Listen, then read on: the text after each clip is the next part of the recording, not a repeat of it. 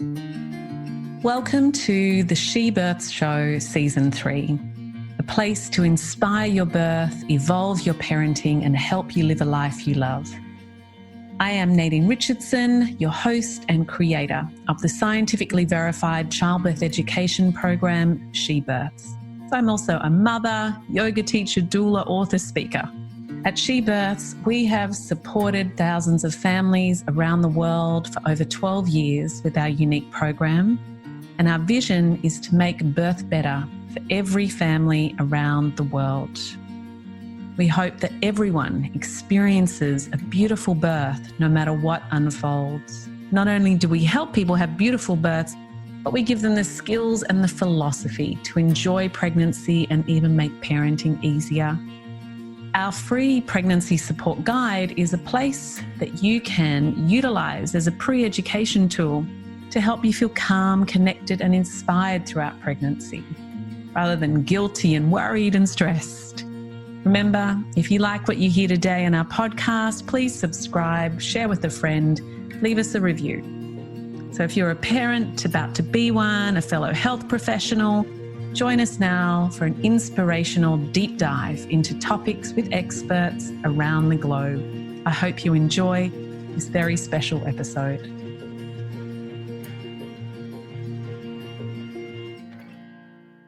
Jane Hardwicke Collings is a grandmother, midwife, teacher, writer, and menstrual educator. She has been a home birth midwife for over 30 years and now gives workshops on the spiritual practice of menstruation and the sacred dimensions of pregnancy, birth, and menopause. Jane founded and runs the School of Shamanic Womancraft and has recently launched an e-course called Pregnancy, the Inner Journey, and Healing from Traumatic Birth Experiences. Jane is a very dear friend and certainly one of the wise women in our birthing world. I think a conversation is perfect to include right next to our previous interview with She Birth's mum, Peta Kelly, on how to script your birth. Peta and I talked about healing the motherline and generational trauma. But of course, as we all know, this is not such an easy thing to do. At She Births, we discuss our belief systems and what fills our subconscious minds. What can we process prior to birth? The latest neuroscience confirms, of course, that how we live is how we labour. And we know that trauma is passed down, our fears, beliefs, and so on, and may not be our own. So this untangling of a ball of wool inside our heads and our hearts is not always easy. But Jane Hardwicke Collings is a legend in my mind. She has many insights that will allow us to understand and really unravel that tangle of wool, that traumatic birth, the toxic belief systems that could have been passed down through what she calls the family's red thread. Jane, like me, believes that giving birth is an opportunity to heal. The growth and transformation available to women is profound. You can learn more about Jane's amazing work by going to her website, Jane Hardwicke Collings. That's JaneHardwicke Collings, COLLINGS.com. I really hope you enjoy our conversation, and wherever you are in the world, enjoy your day. Congratulations on the birth of your grandchild. Oh! I feel so honoured to have had the experience of being part of Ellie and Andrew's rite of passage into parenthood. It was wonderful. So just to go back a bit, they came to your She Births class and really loved that. And because I'm so fresh from that experience with them, I feel like I have a personal kind of connection to what their, particularly Ellie's, experience would be like now if it was during the lockdown. So like I can tell from the experience that I shared with them 7 weeks ago now how different it would be currently. And I feel so sad for all the mothers and fathers that are needing to negotiate this like supremely important rite of passage in their lives in a way that's not like fully honouring all the aspects of it.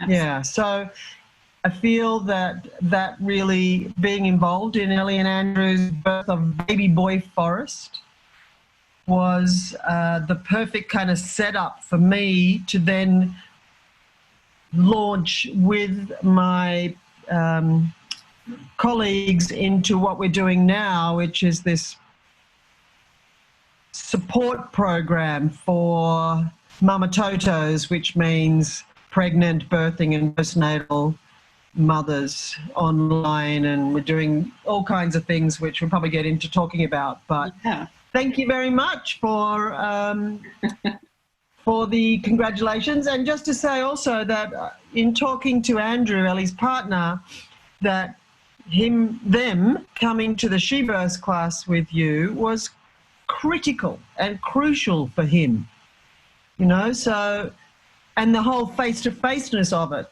being a big part of that, of course, but feeling for the dads and the partners who are missing out on that and having to do it online. And, you know, I know we'll make do, humans do that, but I just wanted to say thank you again for all that She Births, your baby She Births, has and continues to do for our pregnant mothers and fathers. Thanks, Jane. I appreciate that. Yeah, she's getting big now. She's almost in year 7 at school. Oh. She's almost starting high school. She's nearly 13. Oh my goodness. So she's turning to be a teenager. So you know what happens then. Well, I have just been through high school and Leroy just turned 18 a few days ago. So, yeah, it's a wild ride. Yeah, congratulations. Yeah, I think, you know, like at the teenage time and what mostly happens is the individuation process. So She Births will become more of her own self, perhaps. Yeah, I did some lovely visioning around that and I just saw this snake moving through the grass in her own kind of way. Yeah, it was interesting. It was interesting. Yeah, individuation, you're right, that really ties in with the snake and the way she moves, like that freedom. Yeah, interesting. But that kind of leads us in, like what's, you know, in life and in birth, we can talk about birth in terms of, well, I arrived at the hospital at this time and I had contractions this far apart and then the baby, you know, crowned at this point and then this happened and the doctor said that and the midwife said this and blah, blah, blah. There's this, what we call in the Vedas, the sort of karmic layer of life, the karmic surface layer, the physical, and just beneath it is potentially what's really going on.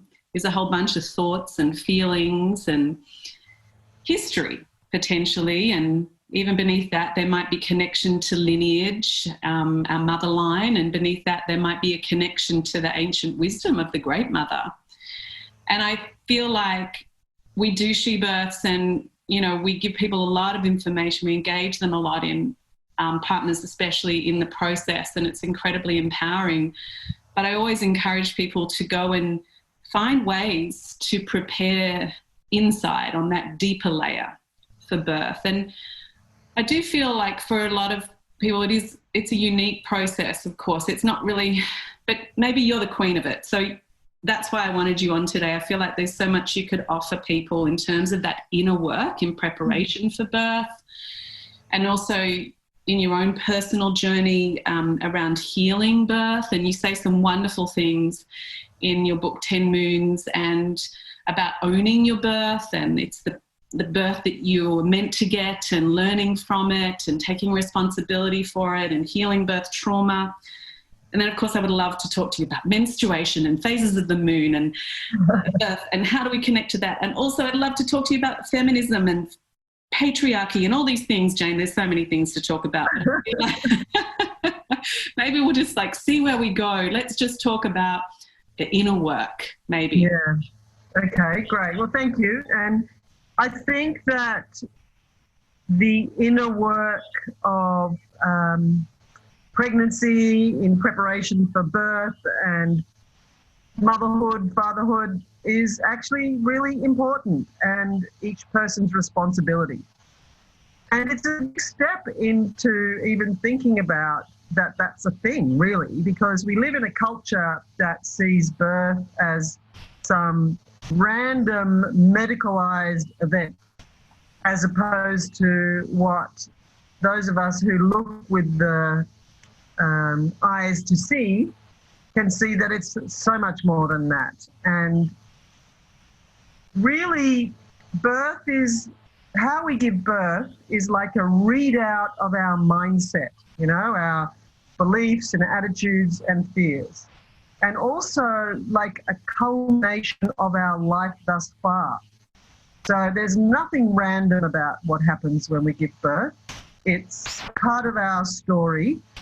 And in the work that I do, I use the term the shamanic dimensions of pregnancy and birth. And what I mean by that is use the term shamanic to mean what lay beneath and what is connected to the experience or will be connected to the experience. And it's like when one begins the inner work of preparation for birth, everything starts to make a heap more sense. You know, it's like learning about why one does what one does, the way one does it, and why. So if birth is like a culmination of our life thus far, the things that precede it and set it up to be what it will be are working backwards from pregnancy. Well, the conception, you know, like that's the big bang, right? That creates the baby. So if we could all find out our stories of our conception stories, there would be such gold in that. There is. I've already talked about that so many times. I find it so fascinating, you know, and I'll just say one conception story because it's really funny. But, you know, I remember watching the kids on the soccer field in primary school, and we were watching Leroy and we were watching like all his mates, and someone said, oh, look at, you know, so-and-so, he's just so dreamy. And the mum said, yeah, well, he was conceived when I was like really stoned and he's kind of this dreamy kid. And I was like, oh, that's really interesting. Leroy was conceived after dinner at Tetsuya, like the really expensive, like French-Japanese, like fusion cuisine, like never been there since. You know, it took us six months to save the money to go there. And ever since, like he could, you know, really pull it together from the age of 10. He used to request to go to like these exotic restaurants. And we were like, where the hell does this come from? It's like you'd find them out, you know. And he's like, yes, Mum, we must go to El Compartir in like Spain when we go there. And okay. He's got like this fine taste. Anyway, it just cracks me up. Conception, you know. Classic. It's really, you know, it is. It's interesting and telling and an opportunity and invitation into the effects that everything has on everything, because that's another part of our culture, I think, that we pretend to forget that things are connected, which is why I love the whole shamanic perspective, because it's based on the interconnectedness of everything, which is what we're all getting an opportunity to feel and experience with this coronavirus pandemic, like how connected we all are. So, you know, it's not some kind of new age idea, it's an actual reality. So in terms of preparing for birth, what all the things that set us up for the rite of passage of becoming a mother, the first time, the second time, the subsequent times, are all our rites of passage we've experienced before that, because one rite of passage leads to the next. Each rite of passage is informed by the previous one. And also another big piece is our relationship with our menstrual cycle, so like hugely. And then there's, as you mentioned, the story of your family. So the generational experience that each of us is simply the current version of. So in the shamanic perspective, that's called the red thread, or the mother line, the red thread. And the father line's called the white thread. And the mother line or red thread is hugely important for women, And it's not that we have the same experiences as our mothers or our grandmothers or our great-grandmothers, but there's a theme, there's a story that goes through the line and it plays out in some way. There'll be some sort of repeating aspect of it that one can see when they do the archaeological dig on the experiences. And even just talking to mothers and grandmothers about how they gave birth is a big healing thing as well. And especially when we talk to them about their menarche, their first period, and also their experiences of menopause, both of which are probably have potentially not ever been spoken about since the experience. So there's the setup from one rite of passage to the next, the relationship we have with our menstrual cycle or not. I mean, if you don't have a relationship with your menstrual cycle, that's the relationship. And then the red thread or generational story. And then, of course, the cultural story, you know, like the culture that we live in and what goes on in that culture. And some of them are different to each other, but there's in our modern world, there's some similarities to the modern medical approach to birth and stuff. So in the work that I do to help women and birth workers prepare, because I think that what this work does, this finding out what lay beneath or what the setup is or what the pattern is or the theme is equally important for birth workers, because working in birth, one brings one's agenda there, whether consciously or not, and the way to find out your agenda for your work, regardless of what work it is, it's your agenda for life, is to do this same inner work. And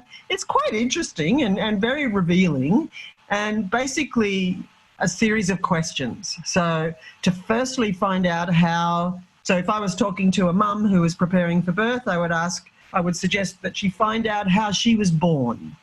And especially like find the conception story if possible, but you know, half the time a lot of the grandmas who are being asked this have forgotten how they gave birth. But unfortunately, a lot of the ones who've had traumatic experience, they never forget about it. So that story's fresh. However, the other big piece is if there was anything that our mothers experienced during their pregnancy that was hugely impactful to the mother, because the baby has that experience as well.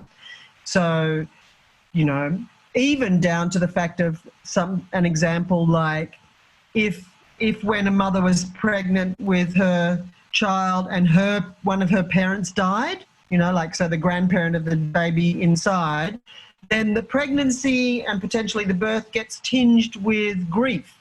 And whatever that story ends up giving the mother, like, I don't know, maybe abandonment or whatever. So the things that happen during pregnancy are impactful to the baby and the mother on their journey.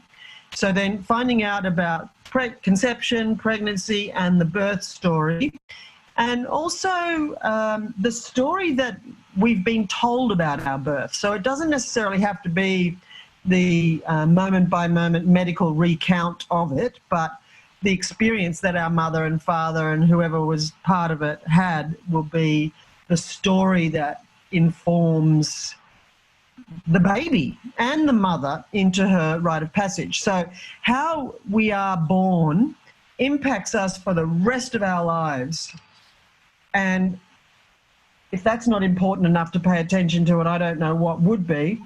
And the way we find that in our actual sort of experience of life, the impact of how we were born, is how we birth things in a big way. So mostly we see it in how we engage in the creative act or process. So I do this thing in the workshops I do called the Shamanic Dimensions of Pregnancy, where we engage in a craft process where we make a simple goddess eye, weaving wool between sticks. And we talk about the brain waves as a way to understand different brainwave states and what feels different, how it feels differently to others and what's the ideal brainwave state or state of consciousness for giving birth, etc., etc. But the women experience their own birth in the creative act of making this little weaving. And it's fascinating to watch. And it's lighthearted enough for it to be, in some ways, a little bit funny and telling, and like the people who were inductions take a very long time to start the process, for example. And in doing that, they realize, far out, this is the story of my life, so for a baby who's been induced, then, from what we know, which it would be hubris of us to imagine that we could ever possibly know how labour begins, but the current perspective is that the baby initiates labour. So if a baby is born without having done the initiation of labour, then it seems that they are left with that experience of it being potentially tricky or challenging, or, well, at least very noticeable that it's difficult to start things. Yeah. So in doing this creative process in the workshops, the women get to realise that they have actually been living with the impact of how they were born their whole life. So it's not like it's a curse either. It's an opportunity. So this is the same for all of our rites of passage. So, for example, how I was born at 43 weeks, which is pretty outrageous, yeah.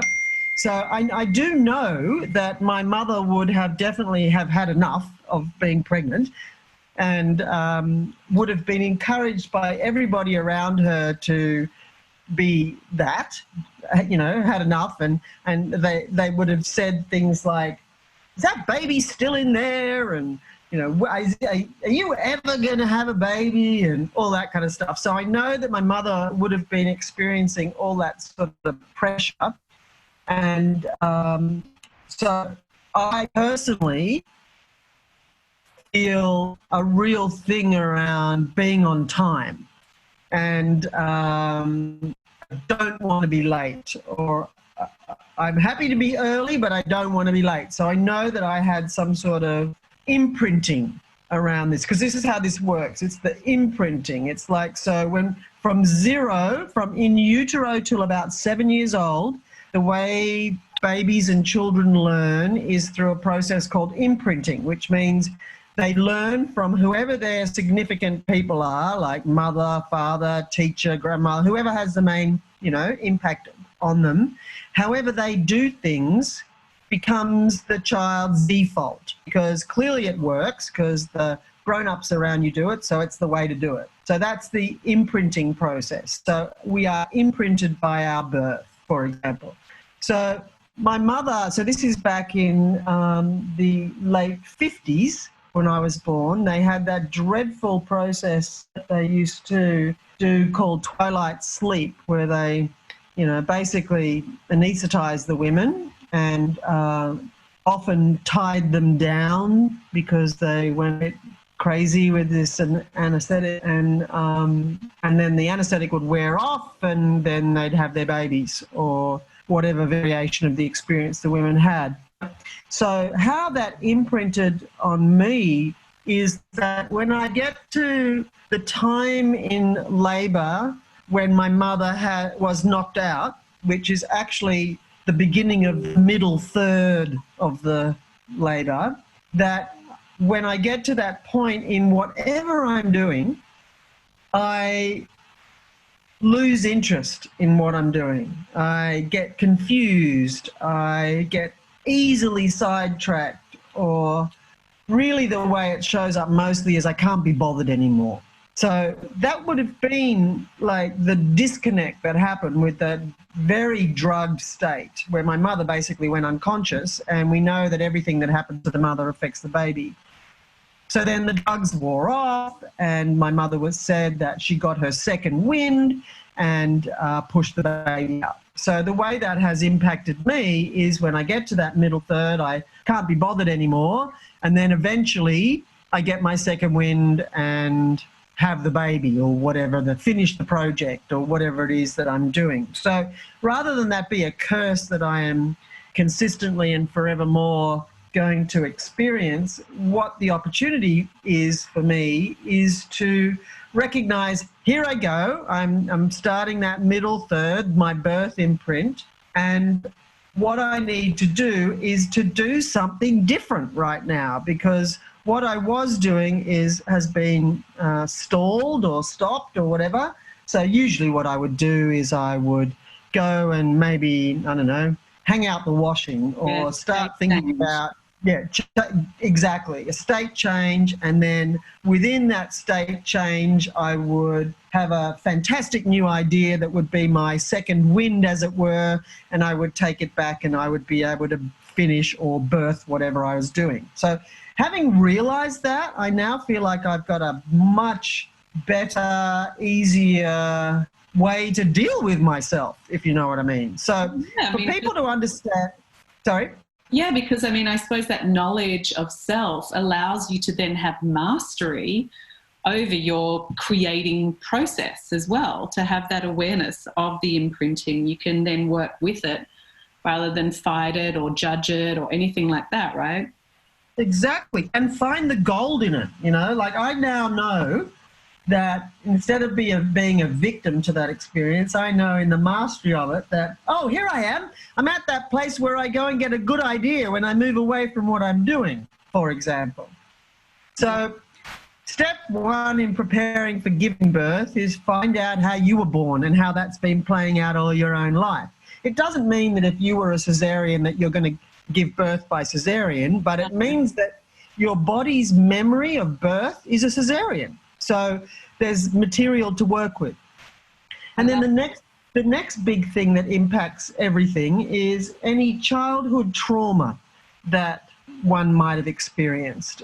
And that could be like an isolated event, or somebody dying, or an accident, or it could be a series of things like abuse and or radical changes or whatever. But that is something that we modify our lives around and figure out survival strategies to be able to be with that should it ever happen again. So any childhood trauma is hugely impactful for our lives, and usually more readily available to us. Like it will be present in our minds, unless it happened before we could speak or when we were really little. But then the really big one is our menarche, so our first period. And I'm so fascinated by this, so fascinated, because I think I had to just jump in because I'm so excited. It's it makes total sense, that birth imprinting and that conception imprinting and the pregnancy journey. And I feel like my mum gave birth in 1975, and she also had a twilight sleep experience, and she was hallucinating throughout labour. She was back in Africa. They camped through Africa and lived in the South Atlantic when I was conceived. And I've always felt extraordinary connections to those countries, those places, the animals that they saw. But she was hallucinating seeing giraffe when I was being born. And, I know it came into play in my birth, but I'll bring that into a workshop because I'm really looking forward to when COVID finishes and we can do some face-to-face. I do often think about that menstrual cycle wisdom, because that must be so deeply connected to the mother line, because as a woman, as a girl becoming a woman, for me, my menstruation was completely, I would say, tarred, actually, by my mother's perspective and story. So it's so interconnected, right? Absolutely. It's like where we see the red thread or mother line playing out big time. And fortunately, there are mothers now who have a level of awareness of this fact and are changing all of this because they don't want their daughters to have the same experience they did. So we are on a good path now. There are women who come to my workshops, and probably to yours, some of which who have had a positive menarche experience. Yeah. That's actually pretty rare over a certain age, but it's getting more common with even women in their 30s now. So there's been some conscious consciousness around the impact of menarche, say 30 years ago or whatever. So as you said, the generational trauma plays out in rites of passage. You know, that's especially the menarche, because the mother of the teenager, or however old the girl is whose period is starting, really, unless she's done her inner work and has learned about the importance of menarche and the menstrual cycle, she will only do what was done to her, or not, you know. Like, so as I said, there's a healing happening for those who've had really dreadful experiences, but mostly it's just like, in our family it happens like this or whatever. And the thing about a rite of passage is that whatever happens or doesn't happen, whatever is said or not said, teaches the person going through the rite of passage on a subliminal level, which means they don't even realise they're being taught. This is just the nature of what happens in a rite of passage, the time of great transformation. We are taught on a subliminal level how our culture values the next role we're going into. In this case at menarche, it's womanhood, and therefore how to behave to be accepted by the culture. So I've done decades and decades of menstruation work, and the stories that the women share are not pretty. You know, like the commonest things are things like, oh, well, here you go, welcome to the curse, for example. Or, oh, here's the pads, here's a ball, don't let your father know. Or, just get on with it. No, you can't have a day off school. You got to suck it up like everybody else and just business as usual, carry on. And whatever you do, don't leak, because then you shame every woman because the blood will be seen. Now, I'm dramatizing it a bit, but not really. Not really. Not really. My mum was just like, she was raised by nuns. Like, that ain't going to be a healthy hand down. And so it was just like, yep, this is a burden. This is just what women have to deal with. We're burdened. See ya. Yeah. It's just like, good luck with that. Yeah. So what that creates is menstrual shame. And menstrual shame is actually the pandemic that has never gone away and is impacting, to my mind, everything. I think that one of the main root causes of all the birth stuff, menopause stuff, relationship between men and women, a whole contraception story, like self-esteem, etc. Yeah, it all stems from menstrual shame, because we know, like, and this has been studied heaps, we don't even have to pretend, like, we know that menstrual shame leads to body shame. And body shame leads to low self-esteem, and low self-esteem leads to all the kinds of behaviours like eating disorders, self-harm, and sadly, menstrual shame leads to dangerous sexual decision-making.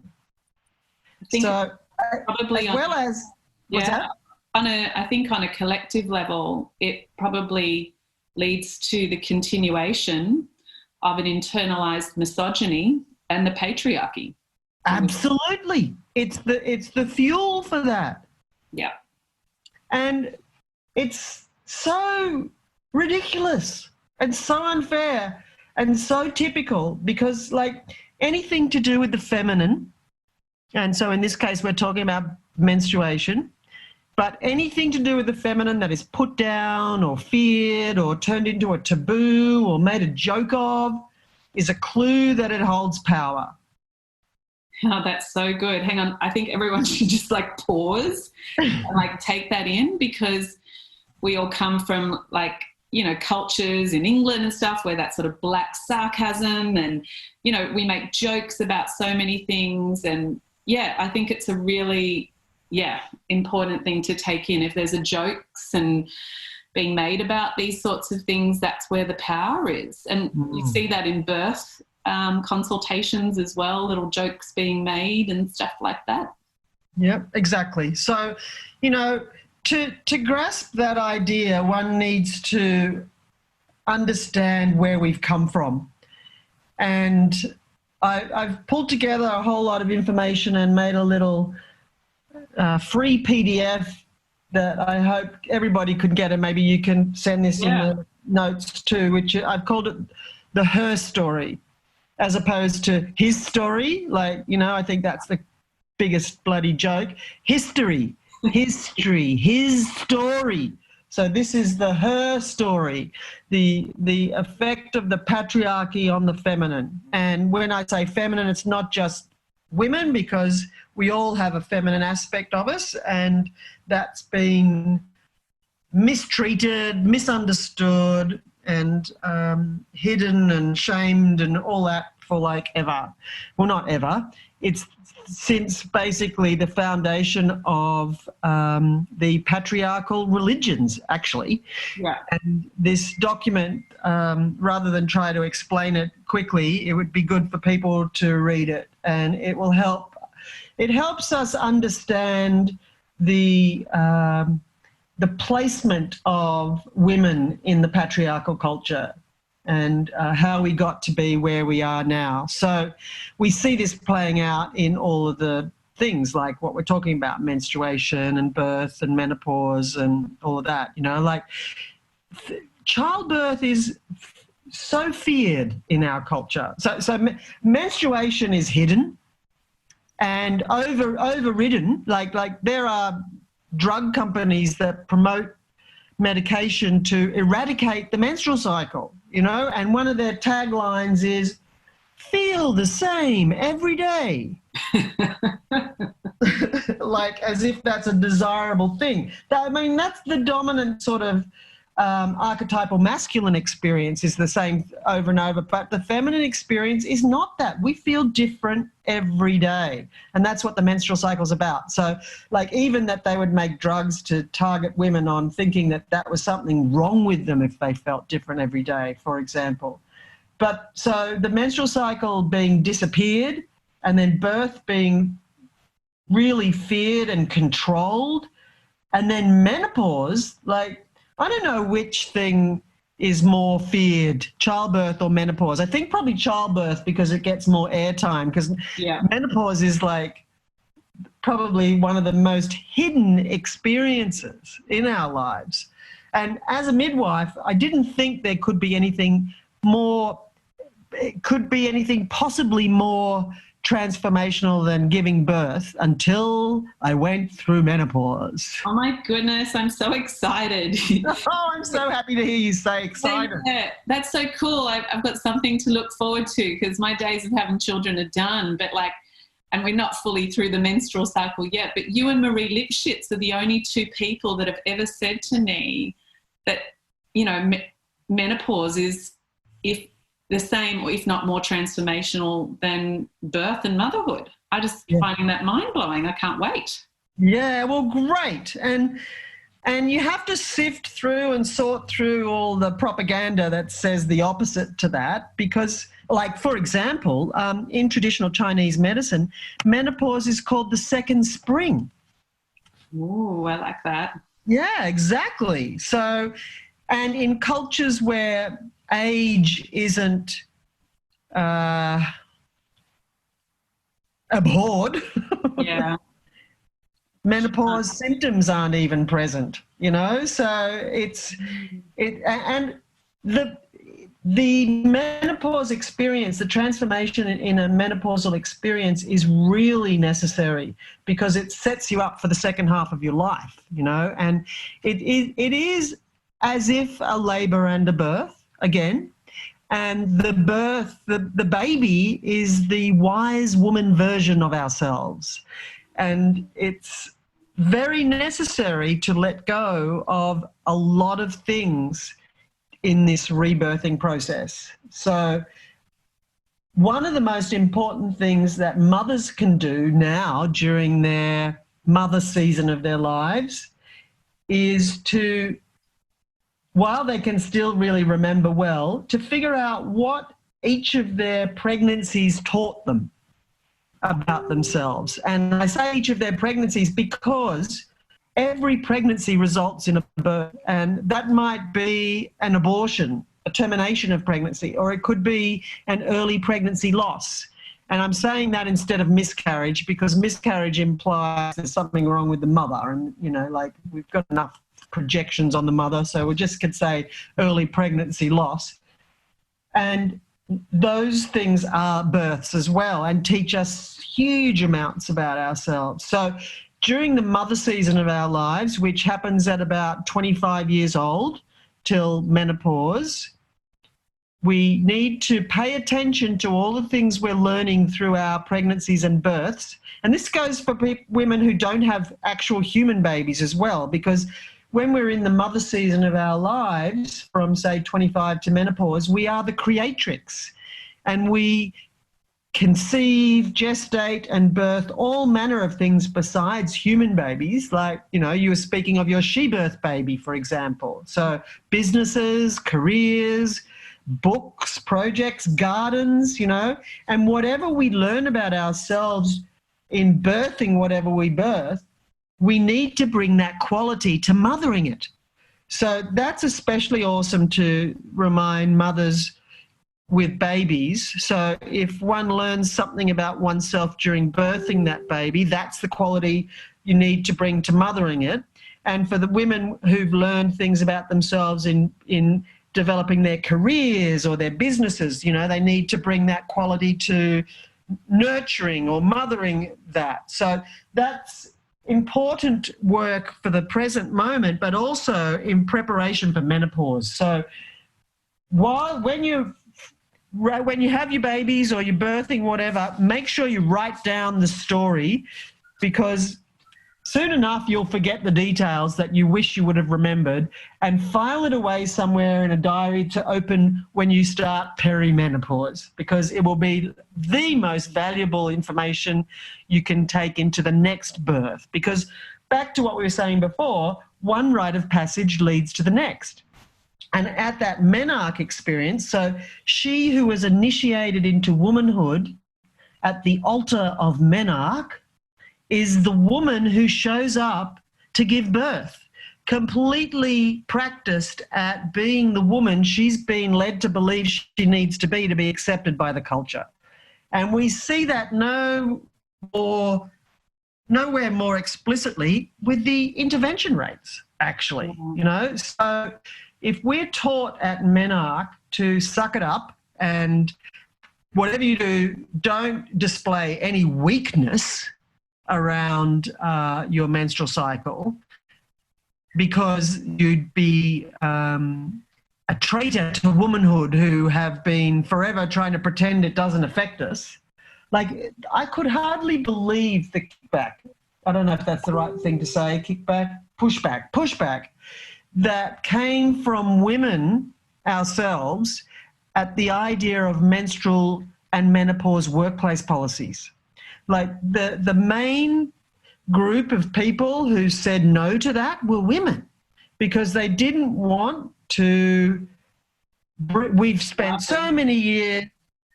What's that? People to even know that they were having a rest time because of their bleeding. Yeah, like it was a weakness, when in actual fact what we already know is when a woman is bleeding, she is the most intuitive and connected she can be. Like, in a healthy way, because if she's taking Panadol every 4 hours and carrying on regardless and pretending she hasn't got her period, then she's not going to be having a positive experience, for example. So all that practice around our menstrual cycle, and remembering menstrual cycle doesn't just mean the bleeding time, it's a entire cycle, average length 29 days, just like the lunar cycle, that if you've been ignoring that and overriding that the whole time, I mean, basically, if we reject our menstrual cycle, we are rejecting our body and our body's wisdom and its intelligence and its teachings and that. So if you go into birth having practiced that level of rejection of your body and its wisdom for however many years, that directly impacts how you give birth. Yeah. It could be that you do the healing in the pregnancy and realize, oh dear, no, my birth is my body is so wise. My body can tell me what I need to do by me paying attention to the experience, blah, blah, blah. But that's not usually what happens. No. So the menarche, it's a bit of an experiment again. Pardon? I was going to say it's an experiment again in that we'll be able to see the impact a positive menarche has on birthing, from now, really. I presume, and I have seen examples, that for a woman who has had a positive menarche experience, like, to be fair, that's what she's expecting to have, we are hardwired, we're hardwired as babies. A baby is hardwired to expect someone will look after it. Like, duh, right? And then at menarche, we are hardwired to expect that the women in our family will teach us about the process, guide us in how to deal with it and how to be with it. But that hardly happens, although it is happening now. So the relationship we have with our menstrual cycle equals the relationship we have with our body. And if we go into birth with a compromised relationship with our body, that will play out. Yeah. No, I think you're totally right. I think, contraceptives and menarche issues or, shame around that and sexuality, all of it comes into play in childbirth. It makes total sense. But how can we even, if you're ready to jump into it, I'd love to know, just for myself, it's like, how can we celebrate and honour our bodies in this industrialised, productive, focused kind of world? How can we honour our bodies and our menarche and find enrichment in that? And I feel like it's almost a bit hard. I've had an intention to do it, but it's a bit hard to do on one's own as well. It's almost like really wanting the red tent as well, or some kind of sisterliness in the journey, or do we just need more knowledge to be able to do it ourselves? Yeah, well, I think yes to all of that. And basically, I think, lots of people ask me, okay, so if there's one thing a woman could do to begin her work or to heal or whatever, the thing I always say is to connect with the menstrual cycle. So charting your menstrual cycle can be step one in this process. And that doesn't mean just putting an X on the calendar on the days that you bleed. I mean, like, fully journaling and asking oneself particular questions every day of the cycle to be able to notice, oh, well, that was different yesterday or whatever. And to notice our dreams, our physical sensations, our interests, our moods, our cravings, our physical kind of energy levels, our emotions, like everything, every single thing each day of your cycle. And you can have like a little bit of a checklist that you go through to, you can make up your own code or whatever. But what you get to do is to see the difference that you feel at different times in your cycle. And I'm talking like a unmedicated cycle. So if you're on a hormonal contraceptive, you don't have a menstrual cycle. If you're going to be on the oral contraceptive pill, you're not having when the blood comes, it's not a menstrual cycle. It's just a breakthrough bleed when you take sugar pills as opposed to the hormonal pills. And if people are going to take the oral contraceptive pill, the cleverest thing you can do is to take it so that when you do the sugar pills, and therefore when the blood comes, you do that over the dark moon. So that would mean that at least that your energy levels would be in sync with the moon, because anybody who doesn't have a menstrual cycle for whatever reason, pregnant, breastfeeding, and the period hasn't come back, or pre-menarche, or a male, or no period for whatever other reason, like with some eating disorders, or sports women, you have to have a certain amount of fat on you to have a menstrual cycle. So if you don't have a menstrual cycle, then your cycle is the moon. So that's the thing about the suggestion for the pill, is to at least make it so that it corresponds with the lunar cycle. So you believe the other thing, dark moon. That's right. Well, the new moon. So dark moon, new moon gets a bit mixed up sometimes. So if you've got a diary or a whatever and it says dark moon and a time, that means the new moon. It's called the dark moon because you can't see it, because the new moon rises. The new moon sets with the sun. That's why you can't see it. That's why we can see a full moon, because full moon rises when the sun sets. So the connection between the menstrual cycle and the lunar cycle is that day one of the menstrual cycle, so first day of bleeding, corresponds energetically to the first day of the new lunar cycle, so the new moon, which is usually called the dark moon. But the actual meaning of the dark moon is the time before the new moon. So that's where we are right now. We're in the dark moon as we're speaking today, because the new moon is on Thursday. We're at the dark moon phase, the day and a bit before the new moon. And it has an energy that's very sync. That means my periods are in sync. Oh, wow. That's exciting. Yay. Well done. Yeah. Which is the blueprint. It's the blueprint, but it's not very common. Apparently 25% of women are bleeding at any one time these days, because we're not under the same influence that we used to be when we were all in sync with the moon. But yeah, so in terms of the other thing about the pill, I think a lot of people know this, but enough don't know it that it's worth repeating, is that when you are on the pill, you're attracted to men that you wouldn't be attracted to if you were not on the pill, which is a bit scary and unfortunate. Because when you're on the pill, your body thinks you're pregnant, and when you're pregnant, you want to have family around you because they're going to protect you. So you're attracted to men that are more like family.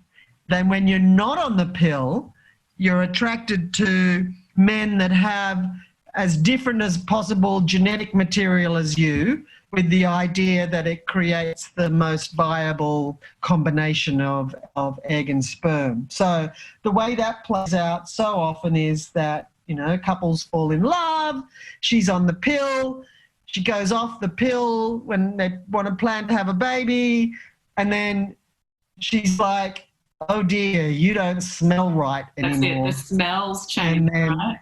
Mm. Yeah. And smell in inverted commas as well, like in terms of how dogs sniff each other's bums to figure out if they're friend or foe. It's the same sort of thing. It's the pheromones, which are hormones that travel through the air.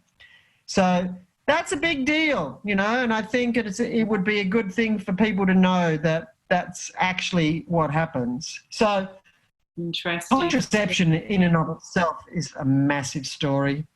Such a massive story. But back to how do we do our inner work to heal our menstrual cycle is to connect with it through charting and noticing the difference that we feel in the things that are really noticeable. And if we notice the things that are really noticeable, then we can start to notice the more subtle things.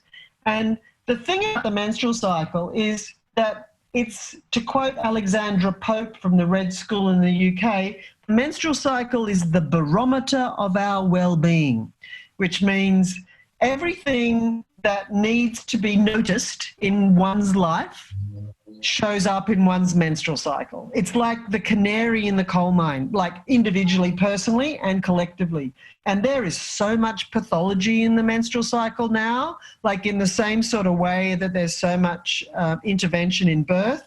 What's going on in the menstrual cycle is like tragic, like the pathology around, endometriosis, polycystic ovary, infertility is pathology of the menstrual cycle as well. And culturally, there is so much menstrual pathology that is directly impacting how, you can see that with the infertility, but in how people birth. Because with the menstrual cycle, we've got this amazing opportunity every cycle to just before the blood comes and with the blood, to let go of all that no longer serves us. Yeah. Like literally with our blood, when we bleed, to let go of whatever showed up in the last couple of weeks is giving you the absolute shits. And then to give thanks for the healed version of that. So one of the big things women have to do is take responsibility for themselves and their lives and not blame other people. You know, like PMS is the classic thing that we can use to get so annoyed by everybody, but actually we need to own it, just like we need to own our births and our menopause experiences as the indicator of what we need to do to heal the unhealed parts of ourselves. So every menstrual cycle we can be reborn, letting go of everything that's not working in our lives and calling in healed versions of that. And the thing is that if you don't let go of the things that are driving you nuts when it comes to your bleeding time, they just get bigger and bigger until they turn into things that, you know, you can't ignore. Or if you do, they get worse and worse and turn into deeper examples of pathology. So the menstrual cycle is a cycle that is actually running our lives too. And that's whether we realize it or not, and also running the life of everybody who lives under the same roof as us. So, you know, we really do need to take responsibility for how we look after ourselves. That's basically the bottom line. How you care for yourself during the bleeding phase is what will impact the entire rest of the cycle. And like you were saying, you know, it would help if there was the red tent and the sisterhood that you would meet down at the red tent where you would all just lie around in your pajamas and be fed and rest and dream and all of that. So disengage from the life of responsibility and stuff, even just in the real world, for one evening or one morning, whatever we can do. We could have like one meditation, but somehow we need to give ourselves the message that we are slowing down or stopping for a moment so we can listen to our body, listen to our innate intelligence and hear what we need to hear and see what we need to see and all of that kind of thing. So like the potential and potency of the menstrual cycle, it's no wonder it's put down because it's actually like full magic.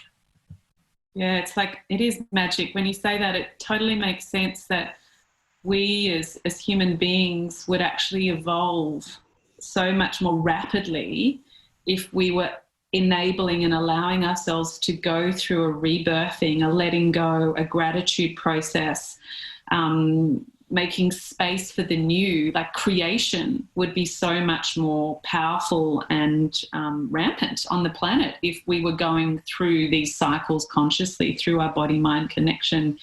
You can see how it can create a new world. Absolutely. And, you know, one of my and many menstrual educators' biggest dreams is that women all around the world do their blood prayers, you know, like actually collect your blood, and that can be done in all manner of ways. It's much easier if you use reusable menstrual products like cloth pads and stuff because you can just soak them, and then there's also the menstrual cups or sponges or whatever, and you can't do a conscious ceremony where you pour your blood and the mixed up water with it or whatever, or straight from your menstrual cup, pour it onto the earth or into a pot plant if you don't have earth nearby. And in that process, read out or recall in your mind all the things you're letting go of and all the things you're calling in to your life, the healed versions of those. And we can do, I think it's a powerful thing when you do this kind of work, and you can do this at the dark and new moon as well, is that you let go of things personally, and then you work as a member of a community and letting go what the community needs to let go of, and then you work on behalf of the planet. So you do prayers for yourself, your community, and the planet. And if all women around the world did that, like there would be a massive shift, because the earth is actually expecting our blood, and she is expecting our wee and our poo and our placentas and our bodies. Yeah. And when we consciously return our blood to the earth, we participate in the grand cycle of things. And I mean, there's lots of traditional cultures who go much deeper into what I'm talking about now, and in terms of the blood and the earth. And like, you know, Lara Owen writes in her book, Her Blood is Gold, about what happens when a woman pours her blood on the earth. She has a absolute connection to that part of the earth that now has her blood, because her DNA is there. So we have that non-local connection. And so if women poured their blood back onto the earth, then it goes that women will care about that part of the earth. And then if all the women care about the earth, everything would change. I love that. It's so powerful. And so easy. Yeah, I think it's right. And, you know, that's the beautiful thing about being a woman. Like, all our beauty and magic and power and rites of passage is built into our bodies. What a blessing. Just go with the body. Yeah. And connect with nature, and look to the wonderful traditions and rituals that are inherent and innate. And it makes total sense. Total sense. I love it so much. And so simple. Yeah, so simple. And so, you know, if that was really charting and over the month, and then coming through to that blood prayers time, anyone can really do that, right? I mean, I've done collection of blood and put it in the backyard in Bondi. And I remember hearing in one of your workshops, if our placenta didn't come to the earth, then we can put some menstrual blood and some of our hair back into soil. Is that right? Is that part of the Indigenous tradition? Yeah, that's right. So Maya, a Wiradjuri law woman, Australian Aboriginal, taught many of us what she calls the rebirthing ceremony. And it's basically a process to reenact the burial of one's placenta. And you can do it for your children as well. So you could do it for a baby that you've had that you didn't get to bring the placenta home, for example, and you can do this process. Because the story behind it, as shared by Minmaya, and I've written this all up on my website, janehardwickecollings.com. There's a whole story about what Minmaya has to say about this.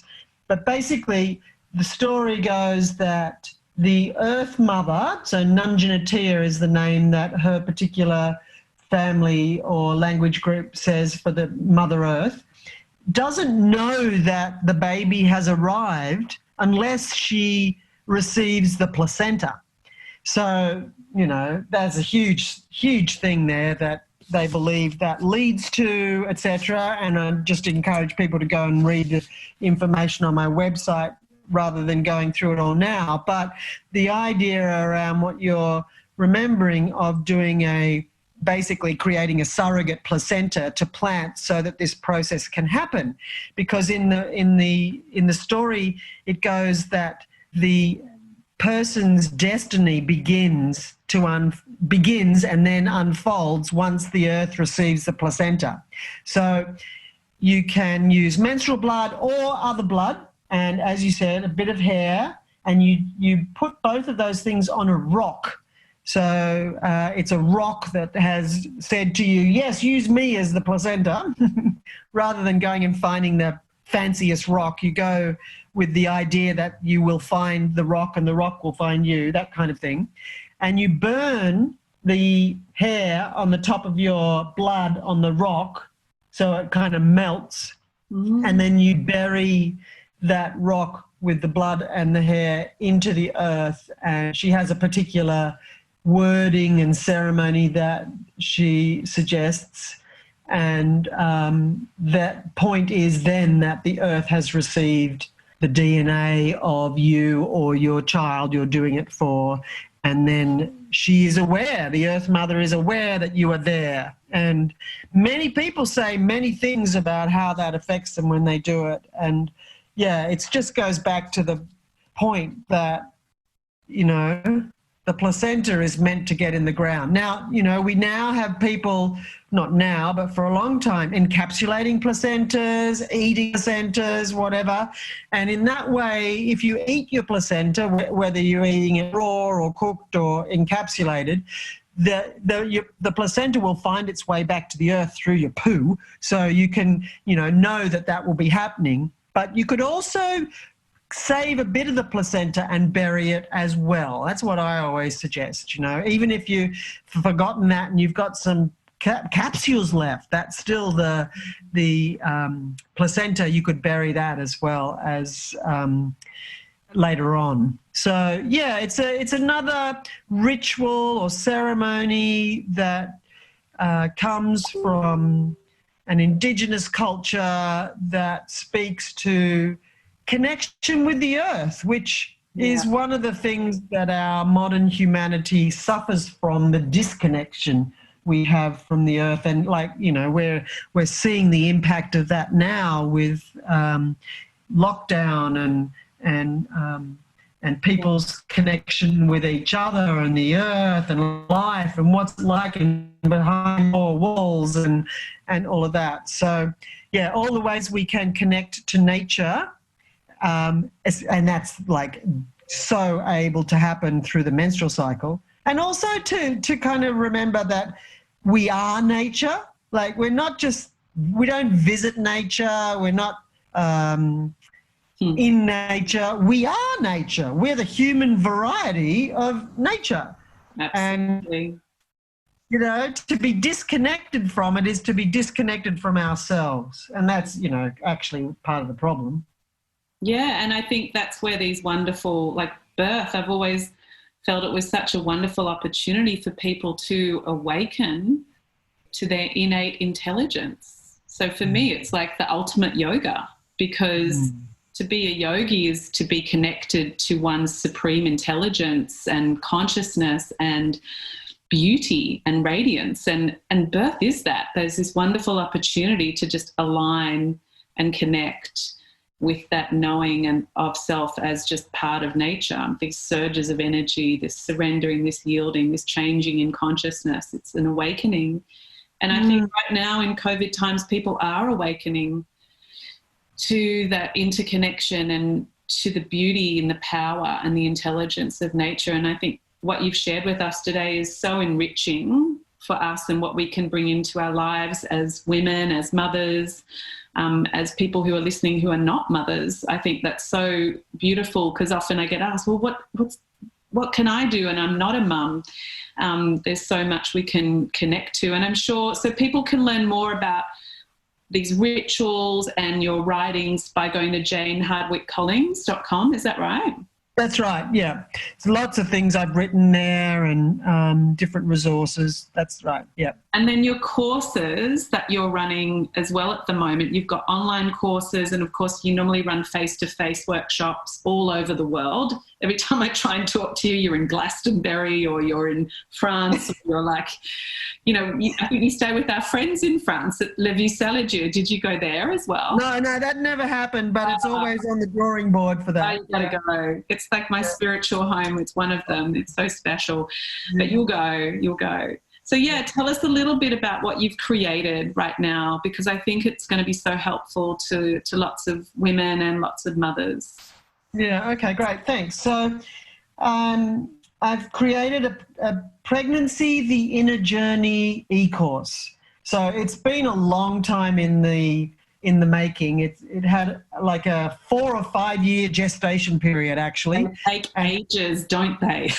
I know, so big. So big. 6 years to put She Births online. I couldn't put it otherwise. I had to trust it as well, right? You've got to trust that it's going to work, and that takes a lot of connection and consciousness to develop. Yeah, for sure. And then letting go. So the Pregnancy, the Inner Journey e-course was born right at the beginning of the pandemic. So kind of bad timing, but good timing. Yeah. And because it actually offers women, in the comfort of their own home, in the timing of whatever they have to give it, the opportunity to do the inner work in preparation for giving birth. So basically there's a 4-module process that takes you all the way from your own birth through your menarche and all the way up to everything that your processes and stuff to help you figure out what you're bringing to the birth. There's music and craft and goddess imagery and invocations and all sorts of awesomeness. And 4 modules in that. And there's an extra module that either stands alone or can be added in for those who need it, that's about healing after a previous traumatic birth. So that's in there as well. So it's going well, and I've cut the price in half because of what's been going on with the pandemic and people's work and whatever. So I've made it so that it's absolutely affordable to everybody. There's even a payment plan for a small amount over a few months to make it that everybody could afford it. So that's happening. And then, as you said, the face-to-face stuff, I don't know when that's all going to start happening again, but I have 1-day workshops on, one's called Moon Song, which is about the wisdom of the cycles, and we zero in on our menarche, like we've been talking about, and do what healing we need to do for that. And then the pregnancy one, the shamanic dimensions of pregnancy, and then one on menopause called Autumn Woman, Harvest Queen. I've also been doing 5-day retreats with all of those things in one focus. And then the other thing that I have is the Women's Mystery School that I started nearly 11 years ago now, called the School of Shamanic Womancraft. And that's an international women's mystery school, and that offers 1-year programs, 4 seasons journeys. And there's like 13 teachers who teach it in different parts around Australia. And I've been doing the one in the UK at the moment. And yeah, well, all of that's on hold for the time being as travel and gathering is not happening. But the pregnancy e-course is there and available, and getting lots of great feedback for how it's working as well. And it's also good for birth workers to do, because it helps birth workers figure out what the agenda is that they're bringing to their work.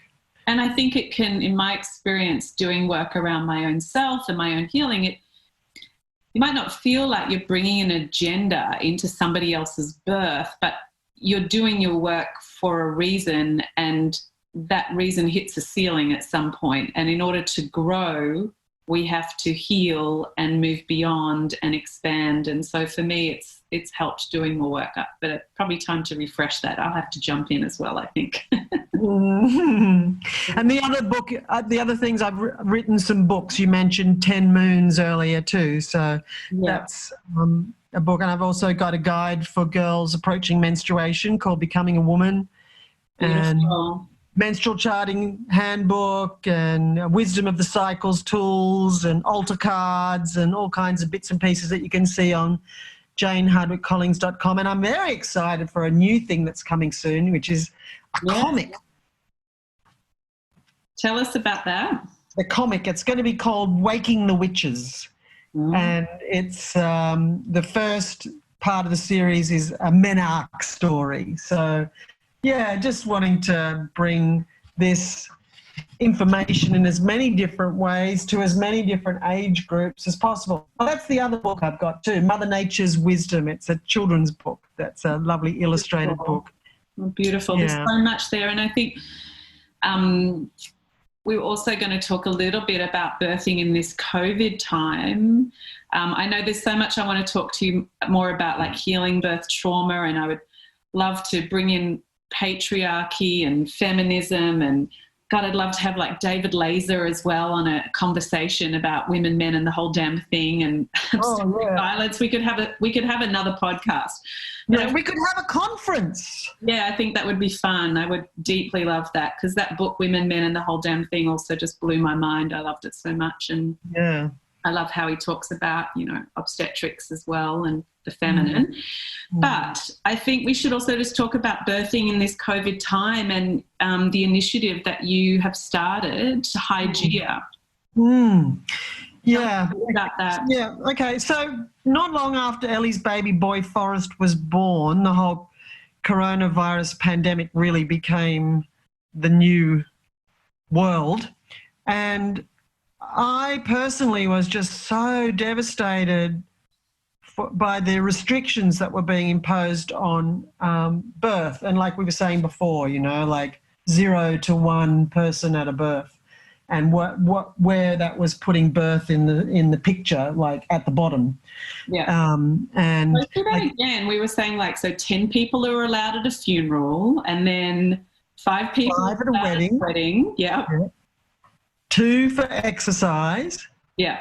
And then 0 to 1 at a birth. Yeah. And 0 to a death. And at a death too. Exactly. Yeah. Which kind of just indicates where people think maternity care should be put, and wonderful passing, birth and death. They're really important.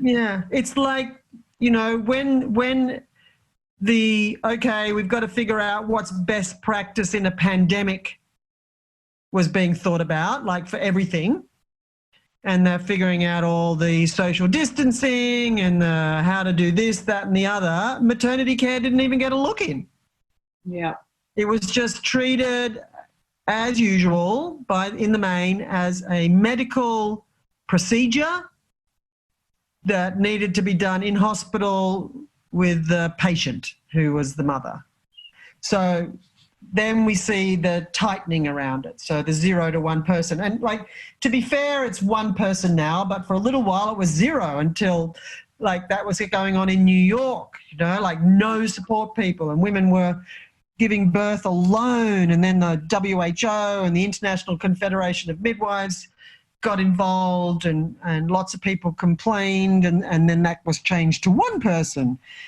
But, you know, like what's out in the press now, like as we speak, is more about just the classic story that is reinforced, and we've been talking about with the menstrual cycle. It's just like, come on, just get on with it. Have your baby, suck it up, and yes, only 1 person, but blah, blah, blah, blah, blah.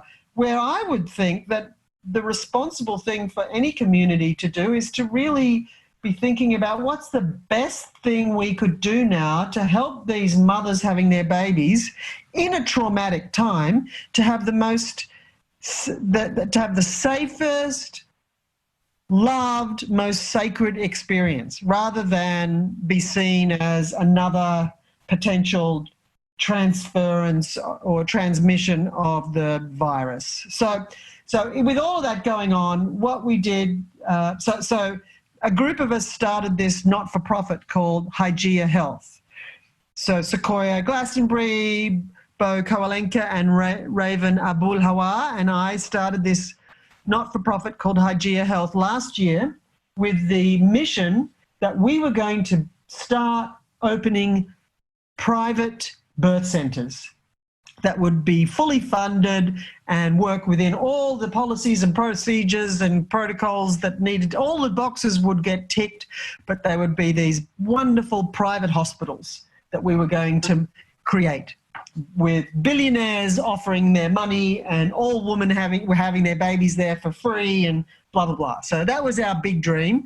One of the things that I really think is our responsibility is to dream big and bold. So really, the vision for Hygieia Health was a big, bold vision to create private birth centres, and private meaning in terms of public-private health, but not in terms of leaving people out, like everyone could come. So we had our first not-for-profit meeting as coronavirus was sweeping the planet, and realised that, you know, this dream was not going to happen for a while. So we asked, okay, what can we do now? How can we serve now in this current situation? And so what's happened, and it's happened over 1 lunar cycle, 1 month, it's quite amazing.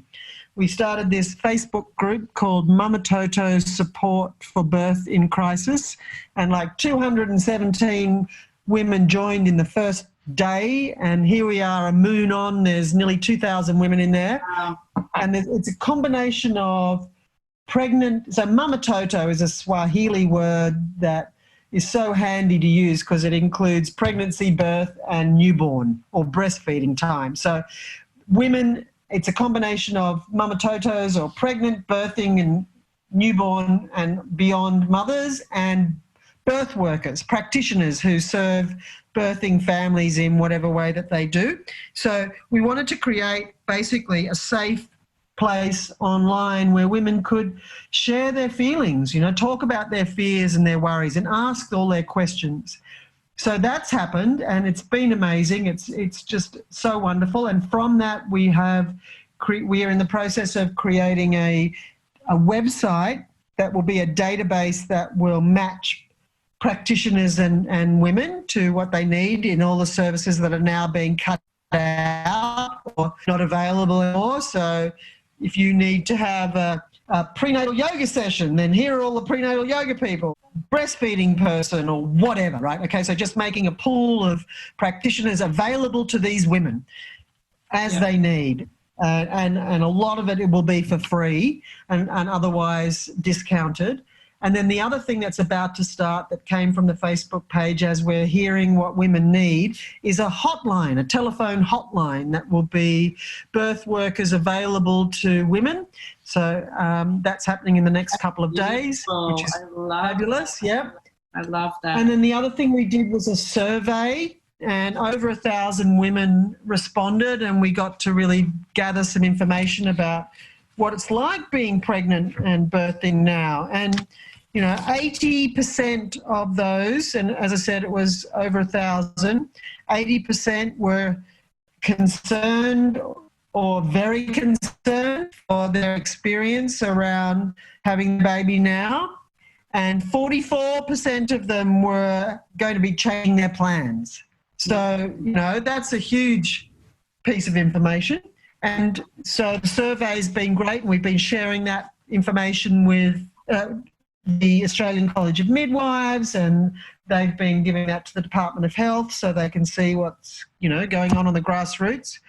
So the other thing that we have done is to lobby the government and other professional bodies to get women out of hospital. So, hospitals are COVID transformation hotspots. Yeah. So we were feeling like the responsible thing was to get women out of hospital. So we were proposing pop-up birth centres, which were happening in other parts of the world, and home birth programs. But what's happened is that the devastating situation that we've seen happen in many other places in the world is not happening in Australia.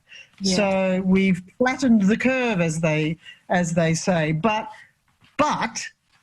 the restrictions on pregnant, birthing and newborn mums remain. So what's going on is that women are being treated in the way that they would be if the hospitals were completely stretched, and they're not. So that could be revised, and different things could happen. So we're lobbying for that, etc. And we're also decided that part of the changes that women are making is that many are choosing to have their babies at home now. Totally. And as everybody knows, there's no funding for that, so it's something that women need to pay for themselves. And what we're going to be starting in the new moon is a crowd fundraising process to fund home births, and also to fund care packages that we're putting together that would be what the mother would receive in, maybe what she would have the chance to be going shopping for that she can't now. So things that would help her experience in isolation with a newborn. So we're going into a big fundraising process in the next week or so to fund home births and to fund care packages for mothers. So we can watch out for that. That is so huge. You guys have been so busy for 1 month. I've been busy too. So busy. Yeah. And I totally signed up, and I'm going to jump back into the Facebook community. I haven't been in for a while. But where can women go to sign the lobbying government petitions and so on to try and get that reappraisal of birth support and so on? And where can they go for the crowdfunding information as well? Well, everybody could join this Facebook group. It's a closed group, so you have to kind of go to it and ask to be admitted, and you will be. So it's called Mama Toto Support for Birth in Crisis. And within there's a whole sort of filing system there with letters to send to your MP, a survey to do if you want to volunteer to help, a survey to do to collect your experience of being pregnant or birthing in the pandemic, and also lots of other resources that you can draw on when you're talking about this with other people. That's where we'll present the fundraising situation as well.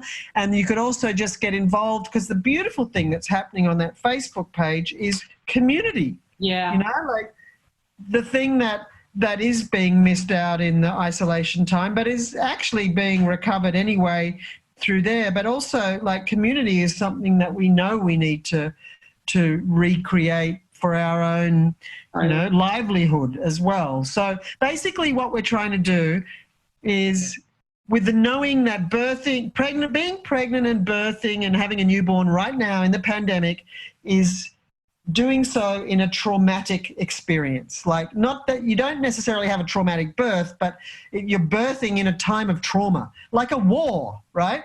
And that is not normal. And what we're trying to do is make that experience as trauma-free as possible by not missing out on the things that matter around this time. So all the community stuff, the care package, the funding, the being heard. We've created a space where women can be heard. So if you join that Facebook community, you'll find all the ways you can participate, or all the ways you can be supported.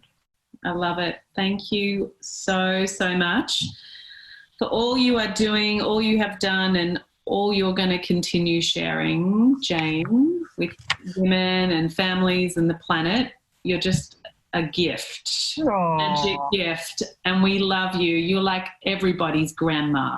Oh. And I give you a big, big psychic cyber COVID hug right now. Thank you. And one back straight at you, sister. This is something we've all been preparing for, one way or the other. This is it. And, we will come through it, and we'll come through more connected, more collaborative, and I think more loving, and hopefully birthing better and owning our power as women a whole lot better as well. Yeah. Yeah. Give thanks for that. Yeah. So thank you for sharing today, and we're going to get all this out with all the wonderful notes and links as well, so people can find you and find the Facebook communities and just keep supporting one another. Yeah. So go you, Nadine. You're welcome. And I'll speak to you soon. Okay, thank you. I'm Nadine Richardson, and you've been listening to the She Births Show. If you have enjoyed today's episode, make sure you subscribe, share with a friend, and leave us a review. We'd love to know what you would like to hear more of. You can find me and my team of doulas and educators at shebirths.com. That's plural, she births, like she births a baby. And of course, our awesome community is on Instagram and Facebook. Even in the App Store, you'll be able to download our free pregnancy support guide via the She Births app. That's plural again, and it's 2 words. So you can access as well our online She Births courses that way too. Remember, when it comes to having a better birth, an easier transition into parenthood, your education is your empowerment. Thanks so much for tuning in today. I hope you enjoyed the show.